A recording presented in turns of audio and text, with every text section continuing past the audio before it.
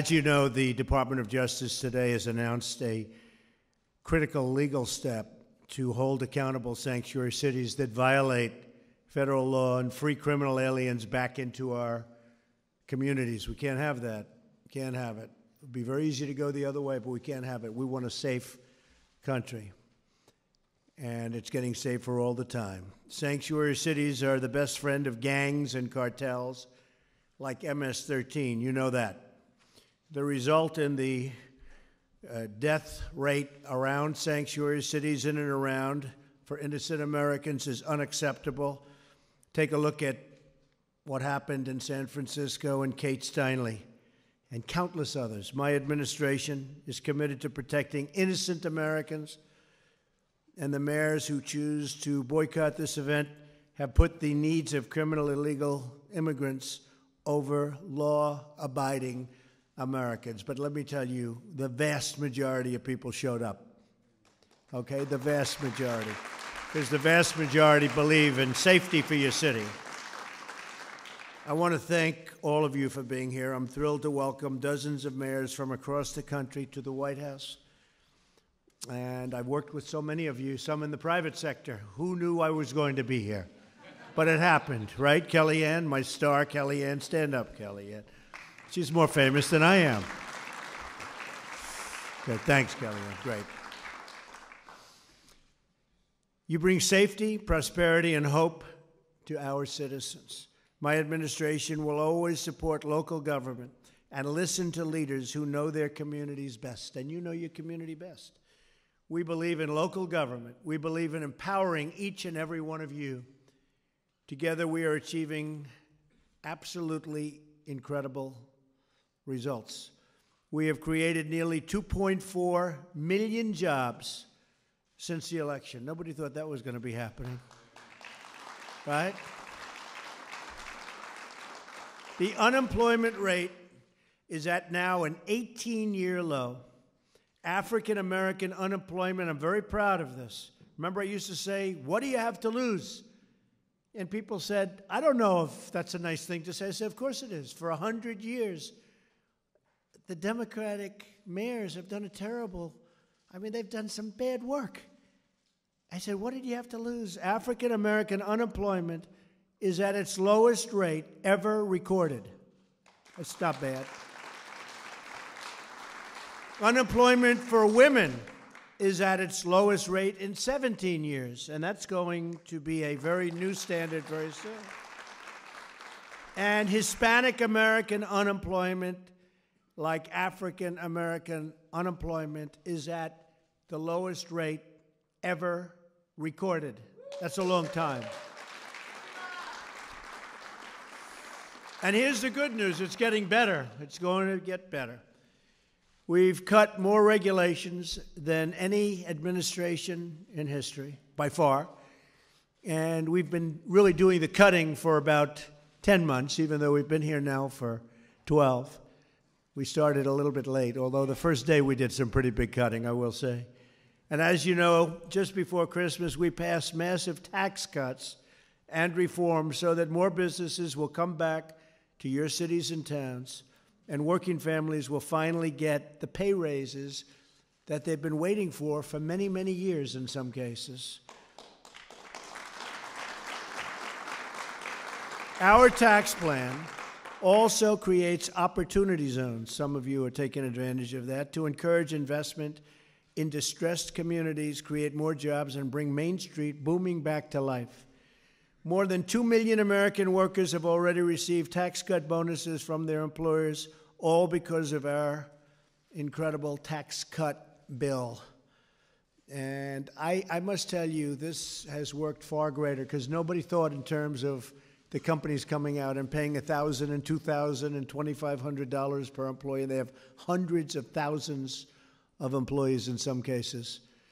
And the ones that aren't getting it are getting it because they're going, what about us? Now they're at a point, they're saying, what about us? We know that feeling. So it's really turned out. Nobody thought that. As much as we thought, and as much as we had a lot of brilliant minds around the tax bill, nobody really thought in terms of would a company step up. And it started, AT&T started it. And then a couple of others picked it up very quickly, Comcast and some others, they picked it up. And then it became an avalanche. And Kellyanne, we never used to talk about that because it wasn't really in the realm of thinking. And it's turned out to be really an avalanche, and it's been a beautiful thing to watch. People are walking away with $1,000 and $2,000 and much more.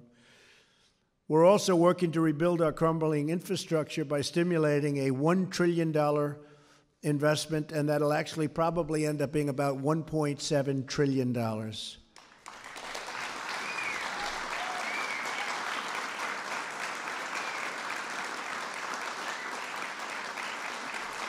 you like that? I can tell we have mayors in the room. That's good. That's good. Only mayors could be that excited. Only the mayors and the workers. It's about jobs, right? Could be that excited. No, and we'll probably be putting that in a week or two right after the State of the Union address. We'll be talking about it a little bit in the State of the Union. We'll put that in. One of the other things I have to say, Apple, $350 billion investment. And I spoke to Tim Cook, and you probably heard me on the trail. I'll say I will not consider this job complete and great in terms of the economics and the economy unless Apple someday starts building some plants in our country. And what happened is they said $350 billion. And when I first heard it, Tim Cook and I spoke. But when I first heard it, I said, I guess they mean $350 million because that's a big plant. You know, $350 million, you can build a lot of plant. But they said, no, sir, $350 billion, and much of that comes from overseas. They're going to bring it back because of the tax bill, because we made it possible for them to bring it back.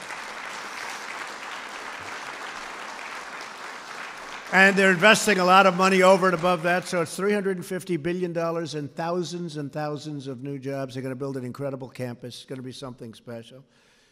But we work with Congress to cut down the approval and permitting process so that it takes no longer than 2 years, instead of, on average, 10 to 12 to 17 years to build a simple road. A road in a certain location, I won't mention the state, although I happen to like the state very much. It's been under approval for 17 years. They've been planning it for 17 years, and it was a straight, nothing road. Now it's got lots of curves because we have to miss the nests and everything else. And curves aren't good on roads. You know, roads are like straight. And it was 17 years ago going to cost virtually nothing, and it ends up being hundreds of millions of dollars.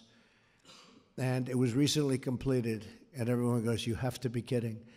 So we're going to bring that 10-year process. That's an average. I think it's actually much higher than that. We're going to bring that down to, we say less than 2 years, but I'd like to be able to average about 1 year. And you'll let them know. If we don't want a highway, if we don't want something built, you're going to let them know quickly.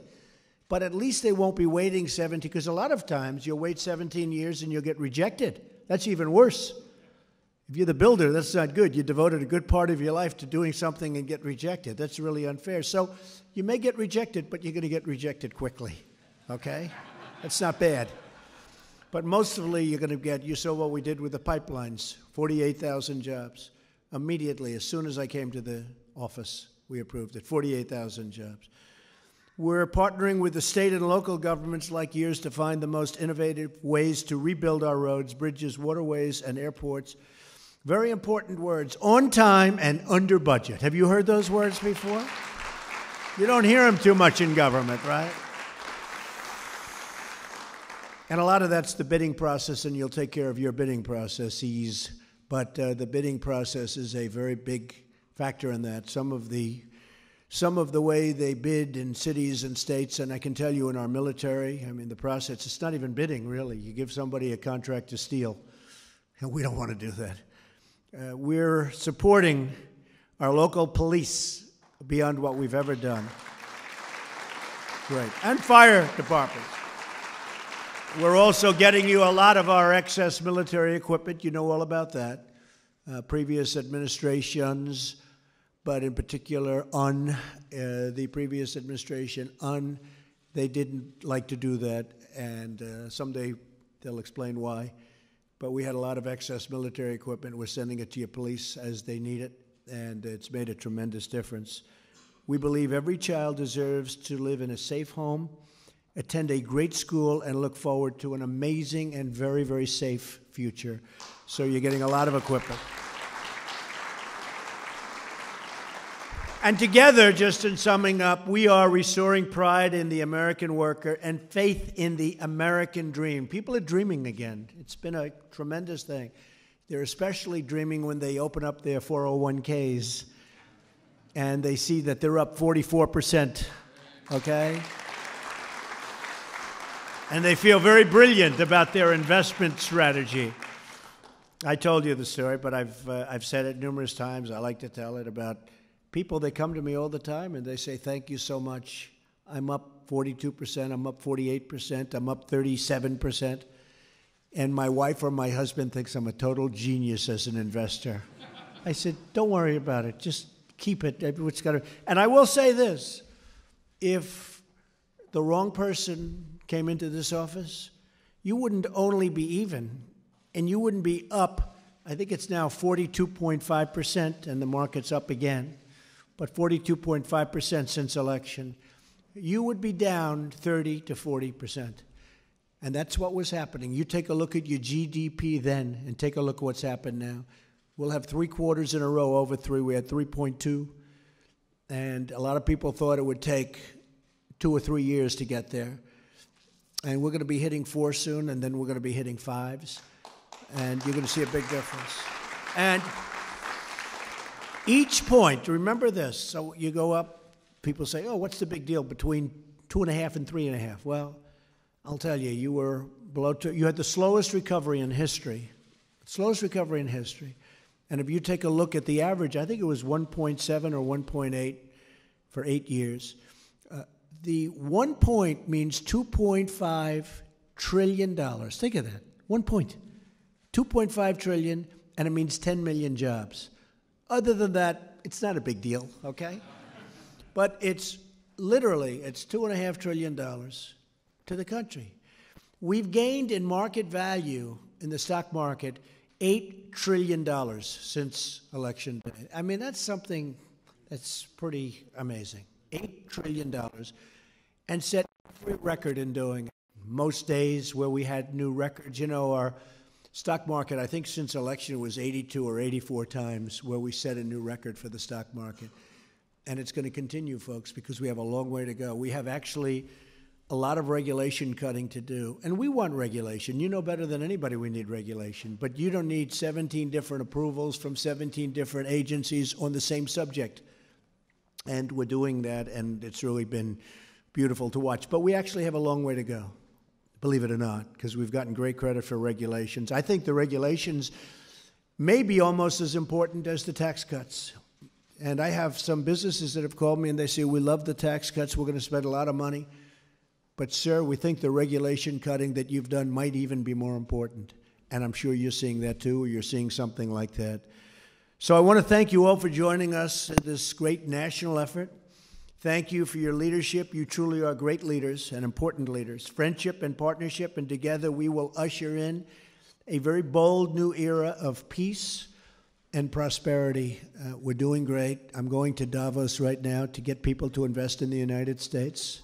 I'm going to say, come into the United States. You have plenty of money. But I don't think I have to go because they're coming. They're coming at a very, very fast clip. So it's going to be an interesting time. But they're coming back to this country. You saw that we have Chrysler leaving Mexico. We like Mexico. And coming into Michigan. Do we like that? Nobody's seen that in a long time. And we have other major car companies. You saw Toyota and so many others. They're coming back into the United States, and they're building big plants. And that all it means to me is money for our people, lower taxes, and what it really means is jobs. So people have not seen this in decades. And I think in the end, they will never have seen anything like what's happening with our country. So, again, I would like to thank you all. You're very, very important to the future of this country. You've done a fantastic job. So many friends and so many great people, and I know you very well. And thank you very much. And you guys have been fantastic, and I appreciate it very much. Thank you. Thank you all. Have a good time.